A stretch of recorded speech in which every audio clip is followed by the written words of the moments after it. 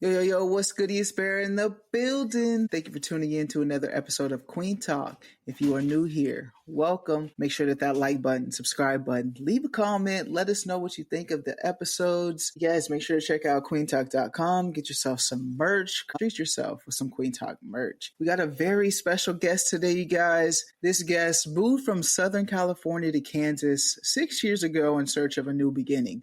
After pushing through a difficult past and the impact of COVID, they have rebuilt their life through art and community. Today, Ramon is a published poet, visual artist, workshop facilitator, and even has been featured on a PBS Kansas music video. I know that's right. Welcome, Ramon Fonseca. Welcome. How you doing? I'm doing pretty good. How are you? I'm good. Welcome to Kansas, Thank you. Been here for a while, but from Southern California. Yeah. What put Kansas on the map for you? Yeah, very good question. I get that a lot. I had sort of a lot of different things come together for me to come here. But the main one was that I have some family here. I didn't really know them very well, but my uncle reached out to me during a time where I was really struggling to figure out how I was going to pursue my future. And he invited me to come see all the major colleges in Kansas. And thanks to BSU, I was able to get my FAFSA done. I had stuff going on with my financial aid because I was in a situation where my parents couldn't fill out their portion. And so WSU was able to help me with a special circumstance. And so I got money to go to school, and that's what brought me here. Okay, let's talk about that special circumstance. I'm sure someone might be going through the same thing, and you actually work in this field as well. Like, you help people now get their FAFSA. What was the situation for you that your parents couldn't do it, so you had to? Yeah, so I was homeless most of my childhood. I think maybe twice in my life we had stable housing, and it never lasted a year. So because of that, my parents didn't do taxes. We didn't have even a permanent address to tie to the FAFSA. And during that time, it was really difficult to get that overridden to be able to fill it out without taxes or without an address. And even though there was a way to override it, I had no clue how to go about that. And nobody was in my high school, and when I graduated, nobody was really curious enough to help me. I had a 4.2 GPA in high school. So I think all of my teachers assumed that I would just be fine and go off to college. But the reality was I had no clue what I was supposed to do. I didn't know how to get money or anything like that. So honestly, it was kind of just luck and the curiosity of someone at WSU that was able to get me a special circumstance request. Yeah, shout out resources, For real. You mentioned that you were homeless in your childhood, yet you had a 4.2 GPA. What was your upbringing like in Southern California then? What was that for you? Yeah, I mean, honestly, it was I went through a lot of trauma, and a lot of my upbringing was it was very unstable, which I think comes with being homeless, But I was also in an abusive household, very homophobic, very awful household.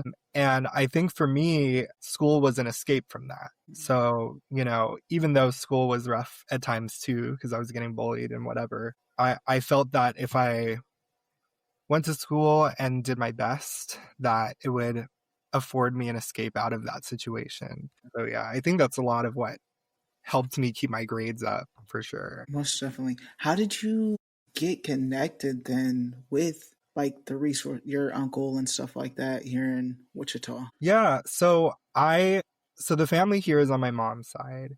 And even though I never really talked to them or didn't really know them growing up, they would still send letters and stuff in the mail to our PO box that we had.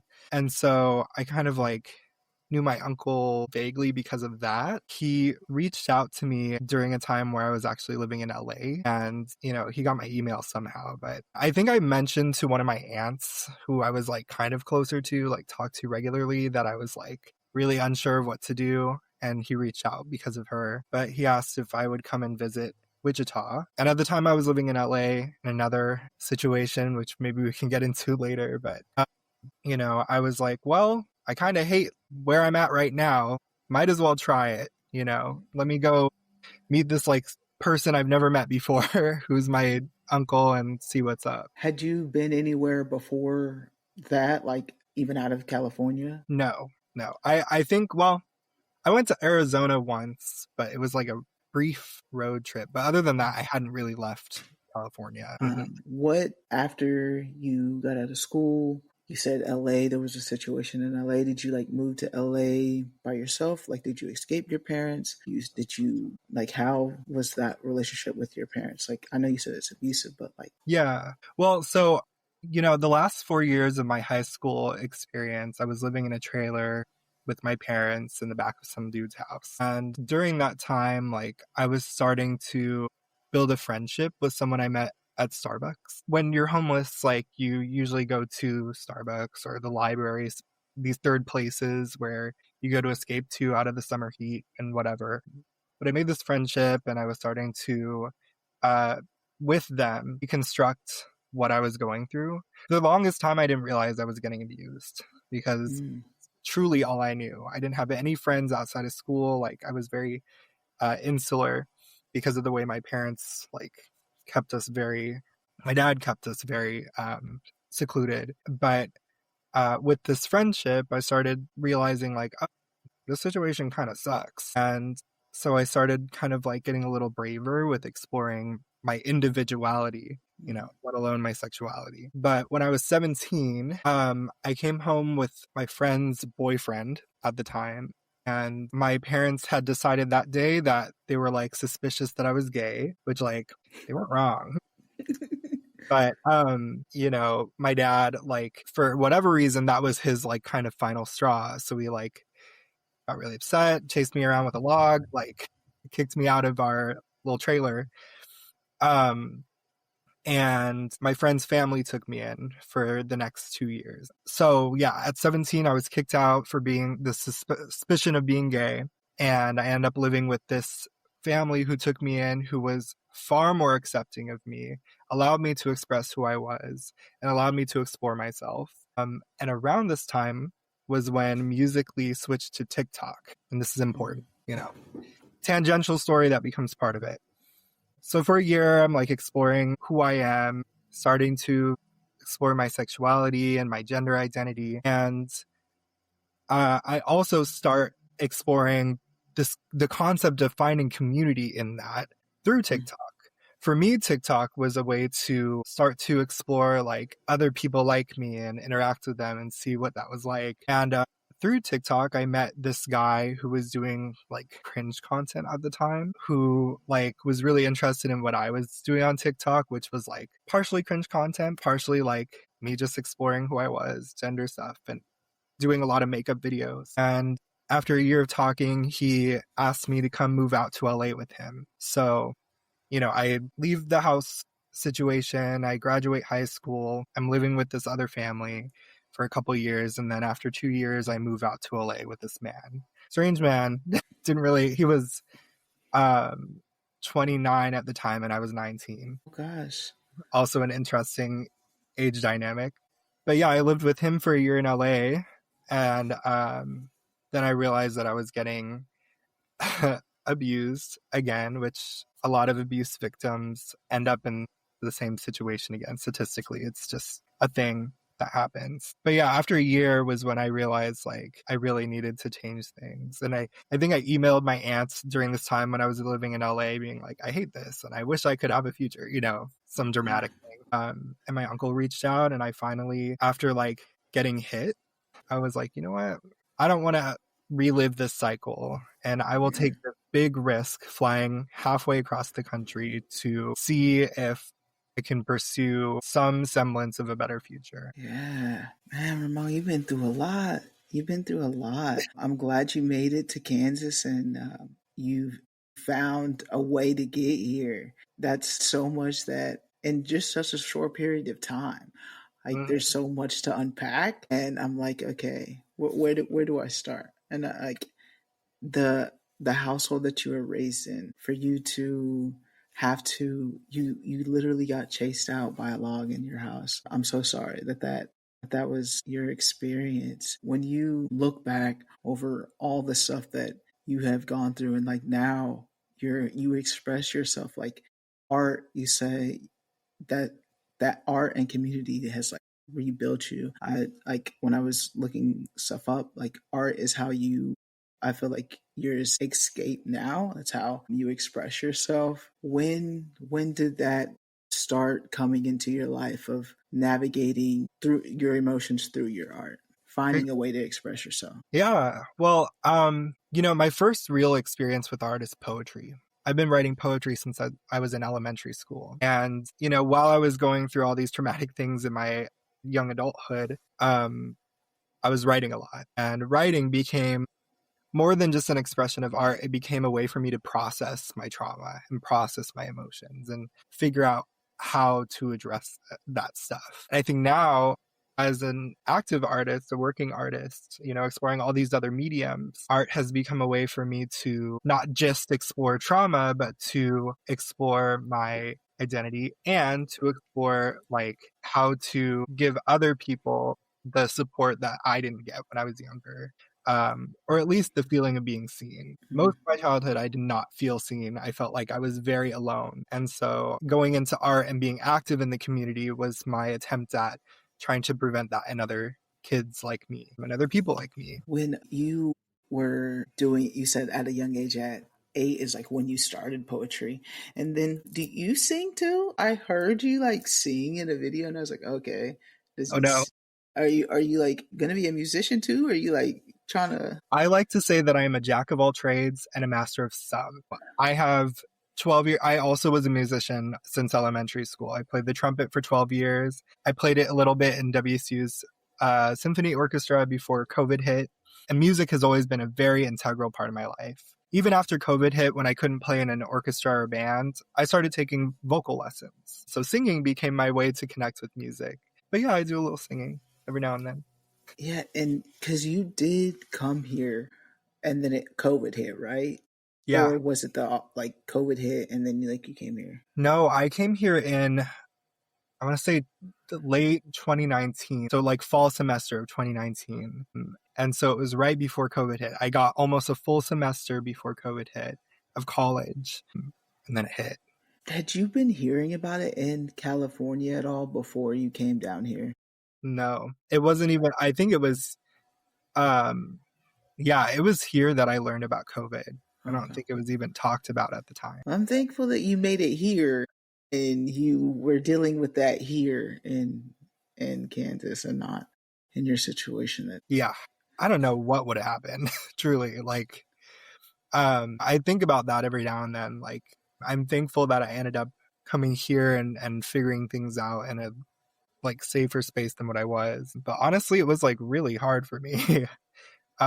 Because I moved here alone with like 2 suitcases of stuff, right? And I'm living in the dorms. And, my first year of college was actually probably one of the best times in my life. It feels a little like cliche to be like, yeah, college was great, but I had a lit time in college. Like, it's great. It really is. You get this like built-in, forced upon you community. Like you're surrounded by people who are all at the same stage of life as you.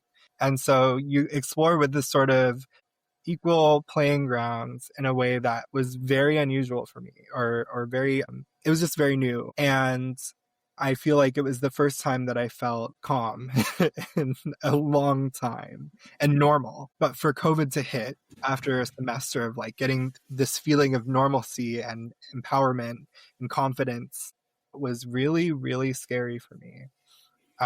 Especially because I didn't have a home to go back to. When they closed right. out the dorm, they closed down the dorms because of COVID. And for any students who were not international students, they had to leave the dorms. They had to either go back home or figure something out. So I was then forced to figure out how to live on my own for the first time, which was pretty daunting. So that's when you got an apartment by yourself for the first time or a house? Okay. What was that dynamic for you? Like trying to. Well, I had during my first semester of college is when I started connecting with my family a little bit here. So, like I started meeting a couple more of my uncles, my aunts and whatever. And at one point, like, I moved here without a car, right? One of my uncles gave me a car. It was like an old 1999 Ford Bronco. And, I had plenty of experience picking stuff up and going, So Yeah. when I was told I need to get out of the dorms, I went, all right, let me pack up. I put everything in my car. And then I was like, let me figure something out. Around that time, I think is when we got our first stimulus checks, when I had Mm. to like leave. So I had the immense luck of just having the deposit for an apartment. I ended up staying with one of my friends who I made here for a week, I think. And then I found a listing for an apartment in Riverside. It was the first apartment that I looked at, and I wanted it because it had a balcony. Honestly. But I came and looked at it and I went, good enough for me. And I signed the contract and that was it. So, yeah. You picked a good neighborhood. Yeah. That's a good one. It is, you say, just like you're just so used to picking up and going. And now this is probably like the last 5 years of your life, like being able to just stay still. Um, a little bit. How do you, we've mentioned like art is like a way that you get through this. I'm just like, how do you like fight this resiliency like of yours? Just because like this has been so much, like it's so much that you've gone through. And I'm sure someone on the platform or someone on a listener has probably similar situations, like maybe with their family, they may be having to figure it out on their own. Like where does this resilience come from, like with you? I think it's a really good question. I found that I think a big part of my resilience comes from my parents, ironically enough. I mean, my dad was in the Air Force. He's like a veteran and he was also an engineer. And so I feel like I learned a lot of life skills from him that helped me be resilient. Even though he was the cause for a lot of our chaos, he always found a way to figure something out so that we were never hungry. At the very least, we always ate something. And that usually meant a whole lot of like, let's figure out a way to make money. Do we have a yard sale in the middle of this random guy's backyard? Do we like go out and find some odd job in another city? Whatever it was. I think my resilience comes from a sort of radical acceptance of things. I think because my whole childhood was a lot of turbulence and a lot of change, it made me a lot less fazed by those things. And so I find myself now sort of like, I think once like the changes started to chill out and stop, I found myself sort of confronted with like, oh, well, now there's not a lot of chaos. What do I do?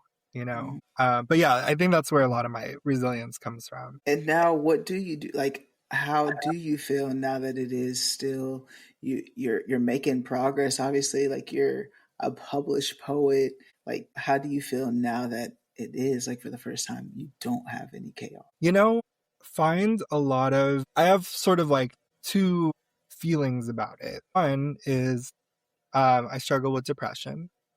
Chronic depression, whatever. And sometimes I have to practice like really intent mindfulness when it comes to that, because I realize a lot of it just comes from literally the physical reduction of stimuli. But on the other side, I found so much peace. Like I feel like I've illustrated it best in my recent art show. I had an installation at Harvester Arts called The Wound. And it's inspired by this quote, which is my favorite quote of all time by Rumi. And the quote is, "The wound is the place where the light enters you." I have this philosophy that, we as individuals, especially queer people, especially people of color, especially people who are poor, whatever, people who experience some level of the hardships of the world, we go through a lot of trauma and we're confronted with this decision of like what to do with it. I think a lot of people get traumatized and become resentful. And I think part of it is valid. Resentment can help you protect yourself from further trauma, right? But I've kind of taken the approach of like, I've gone through a lot of trauma. I've lived a lot of rough lives, and I've sort of decided to choose to accept the things that I've gone through and focus on what I can do next. So it's a lot of looking to like, yeah, things are rough right now. Like if I'm struggling with bills, for example, but I still have amazing people in my life. I know that I can get through whatever this hardship is. And if it's really hard and I can't get my mind off of it, guess what? I can always write. I can always create something. I can always reach out for help, So yeah, I think that like my life now looks a lot like just enjoyment, just finding ways to enjoy and live normally. Yeah. Yeah. And you bring up at the beginning a good point. Just because you've gone through it doesn't mean you're through it. I think you still, the depression that comes with it. Um, and it's important to find those resources, those healthy avenues like your poetry that you're doing, like the artistry, the music, and expressing yourself and really connecting with community. I think you've done a great job at that of just like staying connected. Like, of course, you know how to adapt to things, but just like moving to a whole different state and finding your ground in the community, I think is a great job on you. I think it's because especially it's hard to come to a new state and then find where you fit in. I think, and with you, like the way that you express yourself, you don't hide from it now. Although, like what you've went through at the beginning of your life, now you're openly about your identity and like you express yourself, like even through your clothing, like your fashion, and what got you to be like, of course, like you're an artist, like, right? So like clothing and stuff that comes with it, but just when did you realize, okay, like I'm going to express this gender as who I am and as this queer Latino, and I'm going to express all of this in me unapologetically?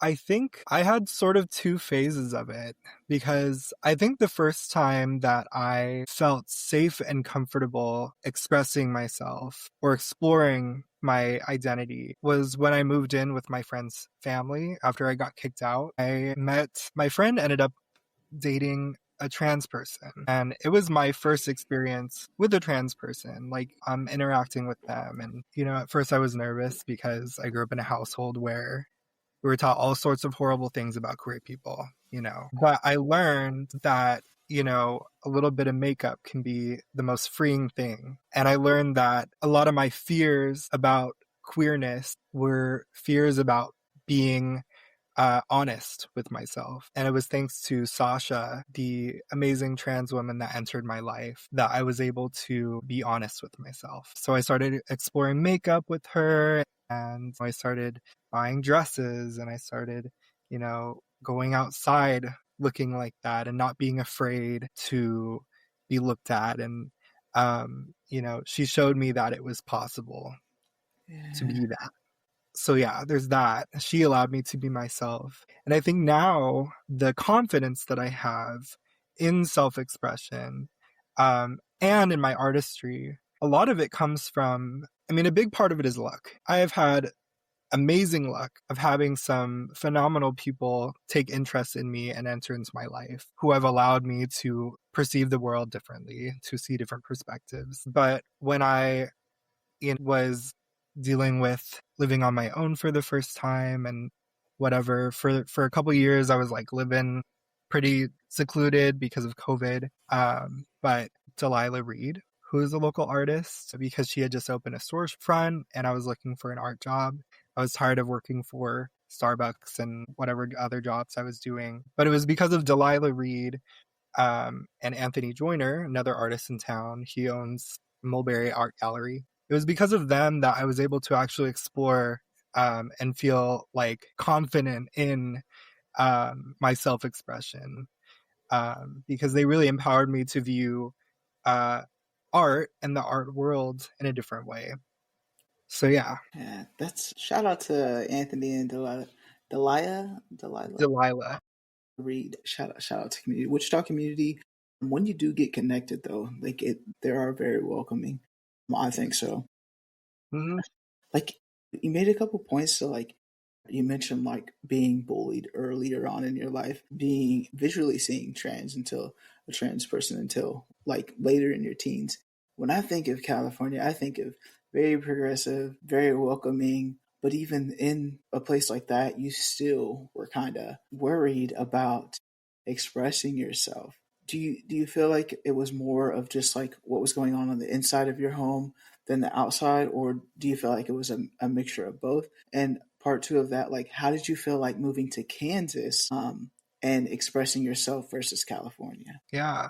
Well, something I like to remind people is California is still part of America. And, California is a far more progressive place than a lot of the rest of the US. But California is also full of rich people, and rich people canonically are not the most progressive and accepting. I would say, like, I had an interesting upbringing because I do feel I grew up in a period of time in America where it was a lot safer for queer people to express themselves. And I had the privilege of going to high school at a place where there were plenty of queer people in the school that were out and open.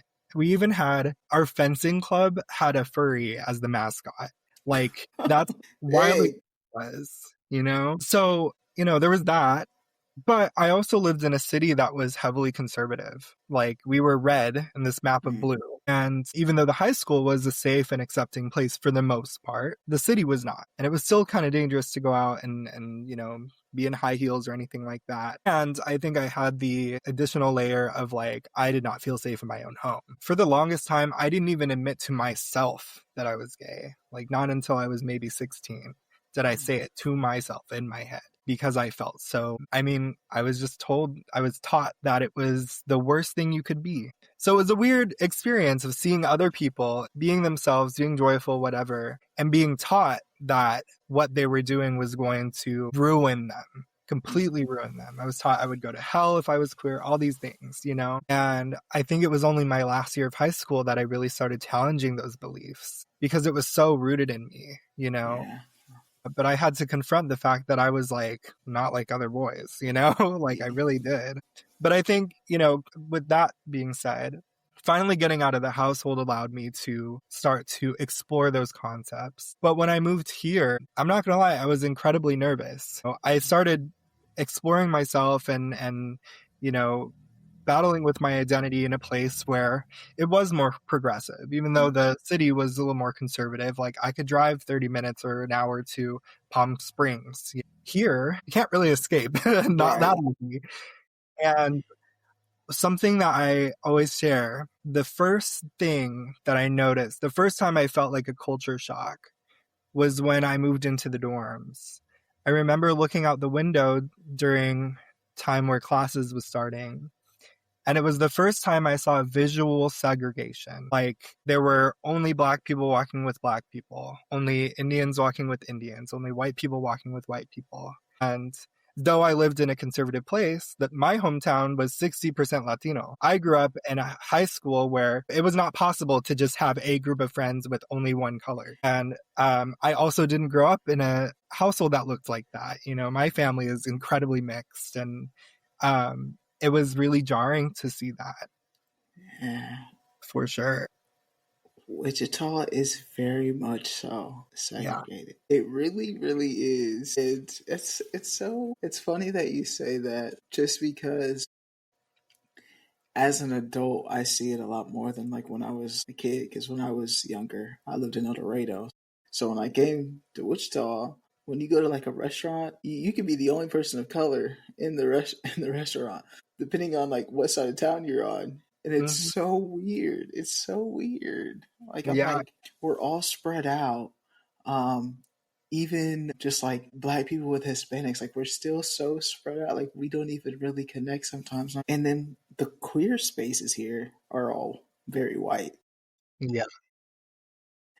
We know we're out here, and it's like building a community with the queer people of color. That scene, like, what was it like in Cali, and your experience with like the queer people in Cali versus Kansas, Wichita? Well, I didn't have the time, I think, to explore queer spaces as much in California, because I was still nervous. Right.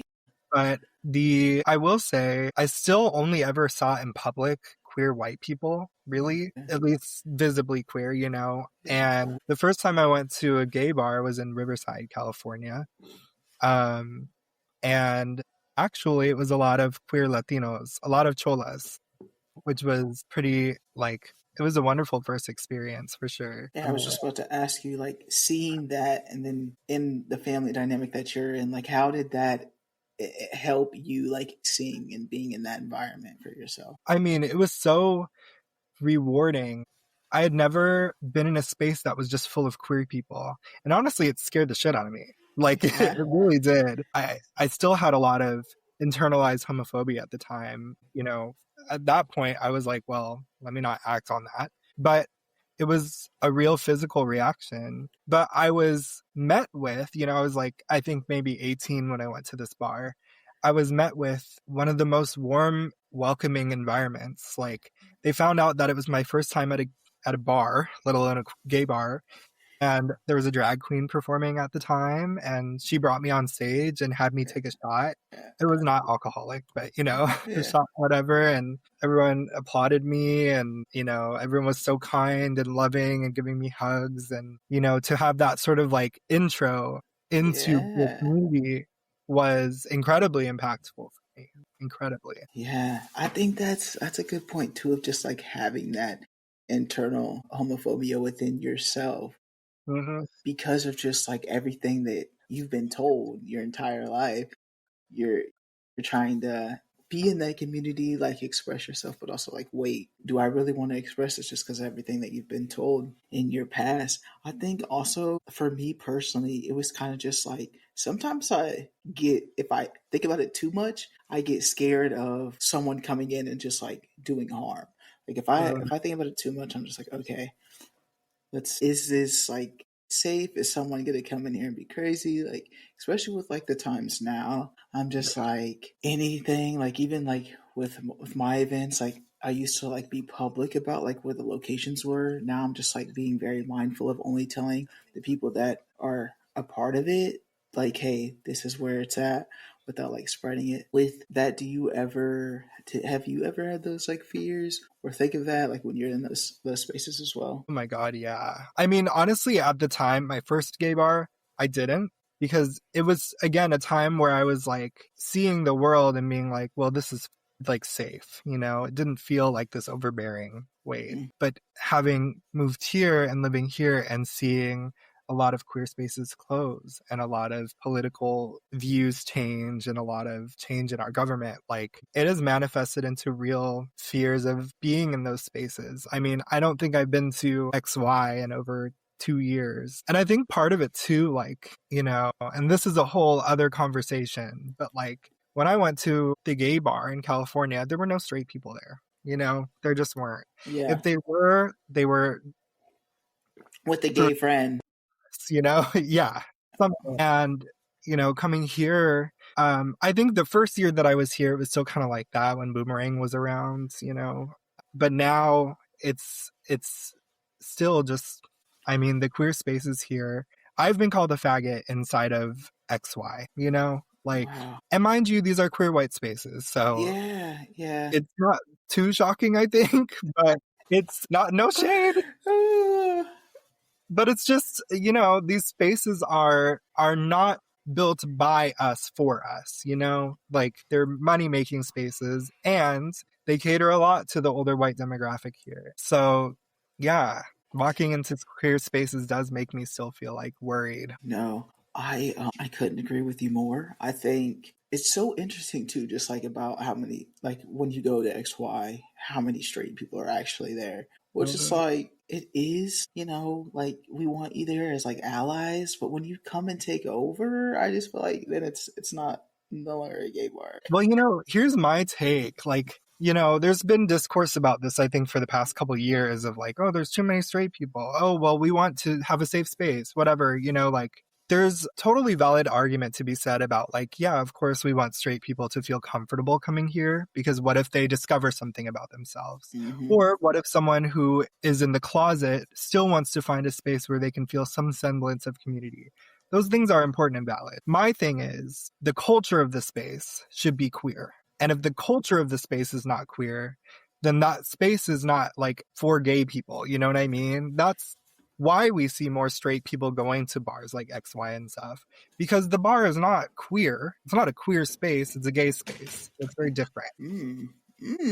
Okay. Okay. What Yeah. makes you think that about that it's not a queer space at XY? Well, Because I mean, everyone can throw in there and have the rainbows and stuff like that, which they mhm. do. But why do you think it's not a queer space? Like, what makes a queer space? Let's say that. I think, and this is a very watered down, analysis, I think, but I think queer space is like, one, I want to hear queer music, and I don't mean Britney Spears, Or Lady Gaga.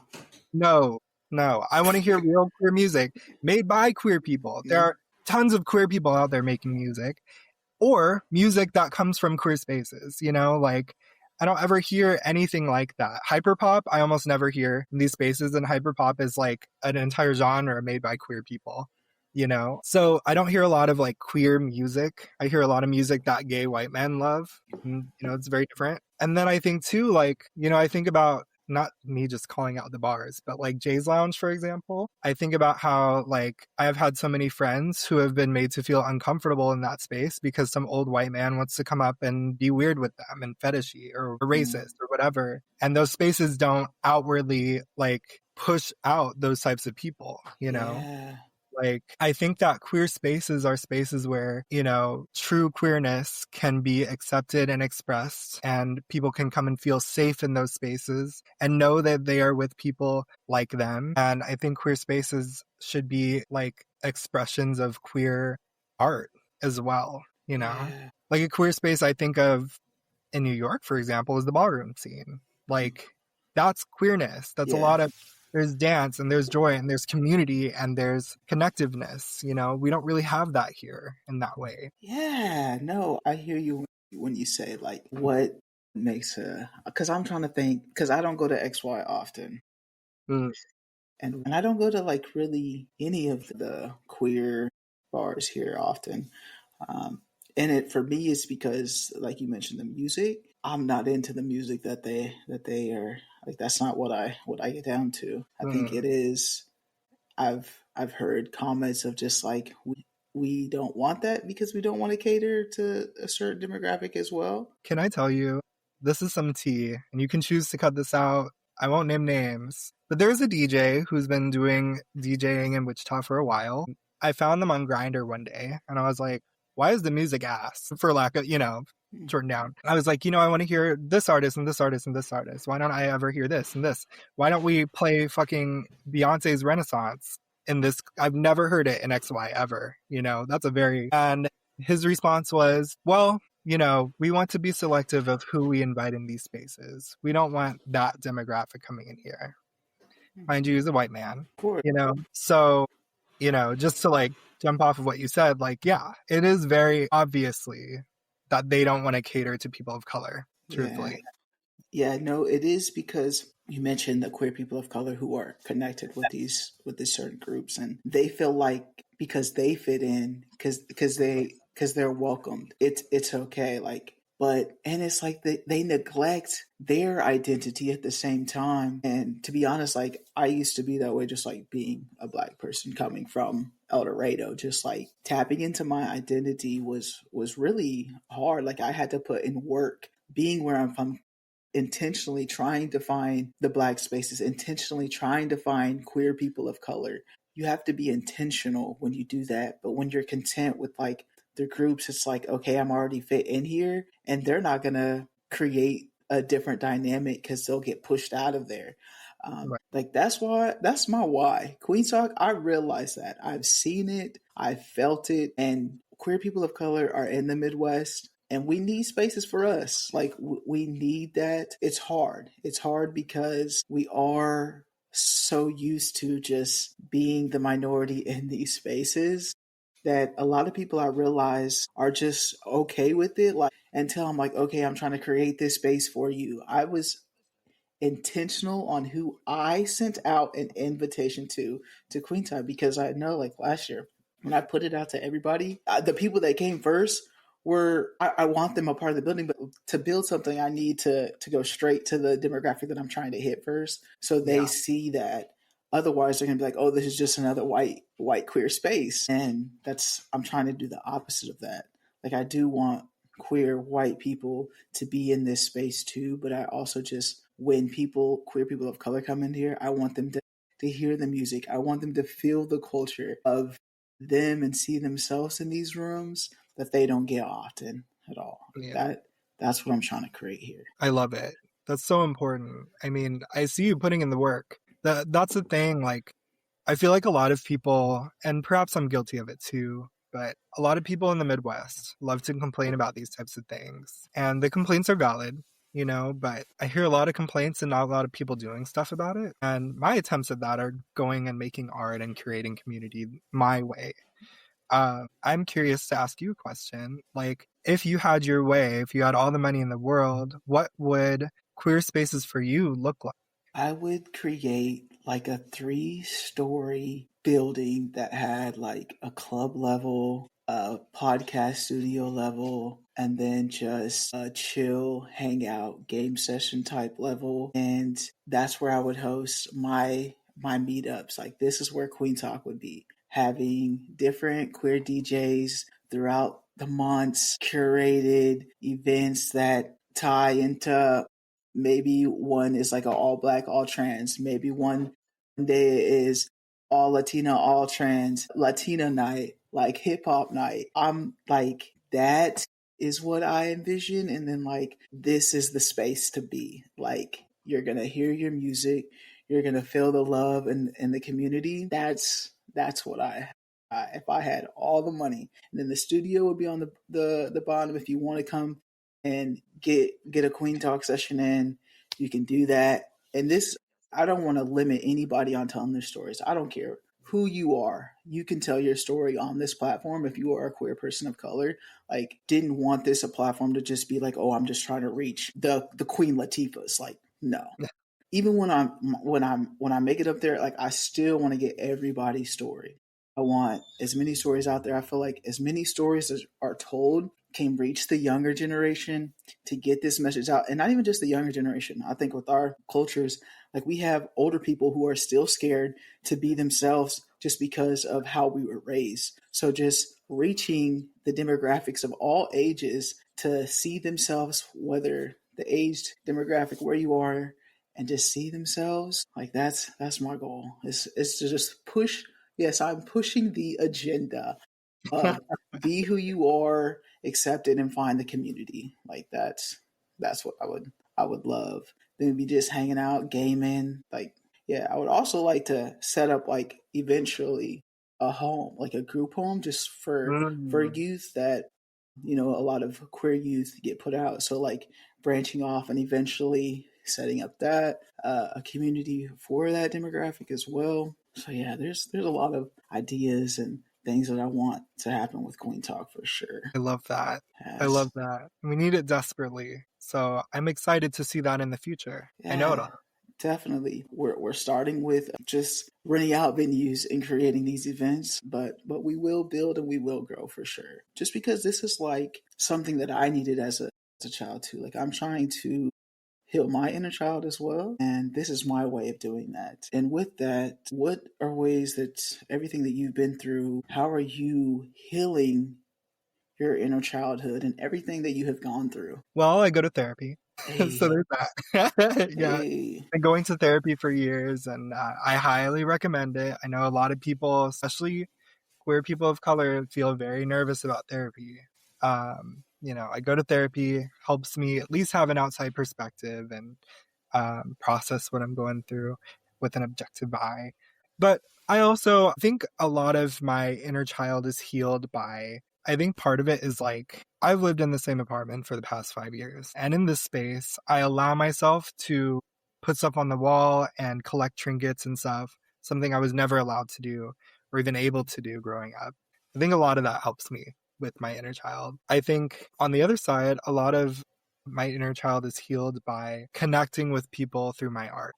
My very first art show was in the Wichita Studio School gallery. And for that show, part of it was putting my poetry and some typography visual art on the wall and having people see that. but I actually had the show as a sort of like veiled way to do an open mic night for poetry. And so I had people come out and they shared their poetry. And I feel like having the privilege and ability to create spaces like that for people and to engage with people in that way, to express themselves through their poetry, that has been really healing for sure. Yeah, and you host these poetry nights often. Like you create this, and like you mentioned before, it's like you're doing the work too, putting these events together. It's hard. That's hard work. Do you have an event that's coming up? Maybe what's in the works for you and the art and the poetry? Well, so every first and third Thursday, I co-host a poetry workshop or a writing workshop at the Advanced Learning Library. Okay, It's completely free. It starts at 6 p.m.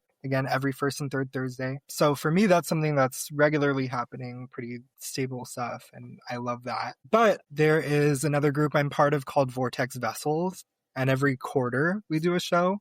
We meet every Sunday at 6 p.m. and we do sort of like a longer type of workshopping where we read our poetry, give our critiques, things like that. And then I'm working on getting a poetry open mic night set up for teens. nice. So that's going to be in the works for sure. I'm going to create a space. There's really nothing out there for teens right now. And, I think that our youth really needs a place where they can explore themselves. So that's my goal. For sure. If someone besides the first and third Thursdays of the month going to the Wichita Advanced Library, if someone wants to get involved, what's something that they can? Where's the start for someone? What would you recommend for someone trying to get involved to start? And maybe they may not be in Wichita. Sure. When it comes to poetry or like the art scene in general? In general. Okay. I think in general, my advice is one, to be curious. Ask questions, ask why things are happening, all that sort of stuff. That's how you find out what's happening and where, right? So be curious. But two, I would say start with your library and start with art galleries. If you just go on Google and look up art galleries in town, if you go to those galleries, you can ask people like, hey, what's happening in town? Where can I go to this and this? And from there, they'll find all sorts of resources. Something that I think is a luxury of Wichita is that the art community is pretty close-knit. So there's a lot of crossover in different realms. And if you're looking for something specific, if you start at an art gallery, usually you'll be able to find your way to whatever you're looking for. So I'd say that's my best advice. Appreciate that. Appreciate that. Thank you so much, Ramon, for being on Kueen Talk today. It's been a pleasure.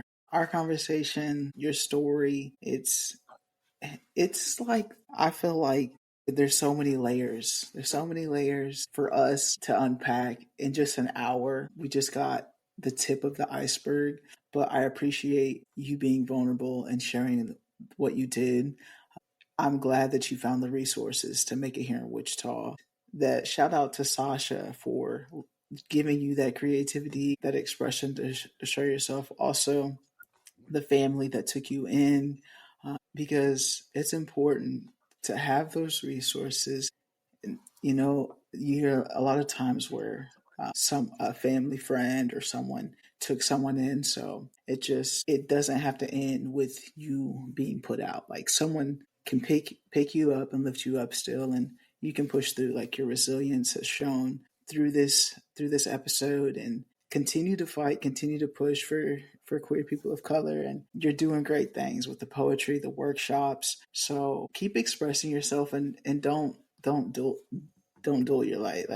I think it's very important. When I seen you, I got excited just because of what you represent, just with your clothing expressions. It's like you make a statement when you walk into rooms, when you express yourself, and don't ever stop doing that. I think it's important. Otherwise, we wouldn't have probably connected. I seen you, and I was like, yeah, like come on now.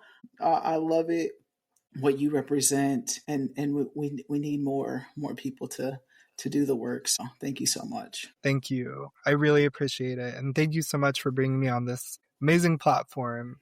I feel very privileged. Thank you so much. Of course. And tell your friends, and definitely stay connected. I would like to partner up eventually and do something like with Kueen We Talk will. and the art. Like that would be a dope mashup with something. So yeah. Yeah, let's do it.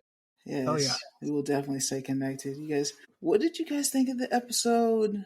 Ramon definitely expressed a lot. We talked about a lot, y'all. And Wichita, y'all heard a lot about Wichita. Just curious what your thoughts are of the queer scene here, the dynamics that you're in right now. What resiliency are you showing in your life? Let us know. Yeah, make sure to check out queentalk.com. Check out all the good merch that we got going on. And remember, as always, family, friends, strangers, love and be nice.